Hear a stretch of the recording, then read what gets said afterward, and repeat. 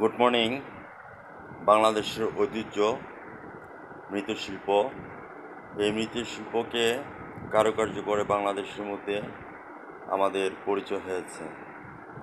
আমরা স্বাধীন দেশের স্বাধীন নাগরিক, লাখো শহীদের বিনিময়ে আজকে আমরা দেশকে স্বাধীন করেছি।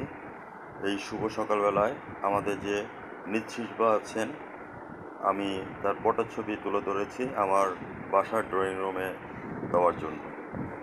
ওইখানের মধ্যে আমার মেয়ে আছে আনিশার জন্য, এবং আমার একমাত্র ছেলে ইসমানী কলেজে পড়ে সিয়ান জাহানের জন্য, এবং আমার ব্ল্যাক ডায়মন্ডের জন্য আমি কিছু গিফট কিনলাম।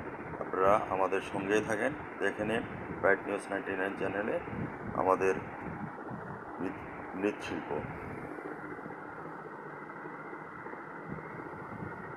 এটা হচ্ছে ভেইস, এটা পান পাতার উপরে একটা ভেজ করেছে ফুলদানি। এটাও ফুলদানি, সিগারেটের রাখার জায়গা। এত সুন্দর কারুকার্য। এটাতে হচ্ছে কলম রাখার জায়গা। এটা হচ্ছে আমাদের সেই আগের দিনের যে ঐতিহ্য ল্যাম্প, হ্যাঁ, যেটাকে আমরা চলিত ভাষায় বলে হারিকেন। তারপরে আবার ঘর সাজানোর জন্য, ড্রয়িং রুমে রাখার জন্য খুব সুন্দর ভেইস, ফুলদানি এবং অন্যান্য জিনিস রাখা যাবে। মহান আল্লাহ তাআলার নাম আল্লাহু। তারপরে হচ্ছে যে কলমদানি আনিশার জন্য বিশেষ করে, আর এই কলমদানি হচ্ছে সিয়ানের জন্য, আর এটা হচ্ছে কলমদানি আমার ব্ল্যাক ডায়মন্ডের জন্য।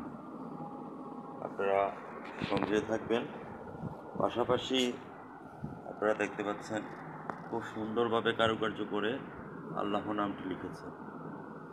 মহান আল্লাহ তাআলা ইয়া রাজ্জাক ইয়া রাজ্জাক ইয়া রাজ্জাক।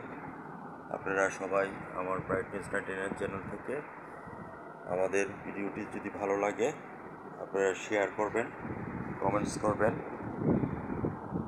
আমাদের দেশে মৃৎশিল্পকে সামনের দিকে এগিয়ে নিয়ে যাবেন। ধন্যবাদ সবাই।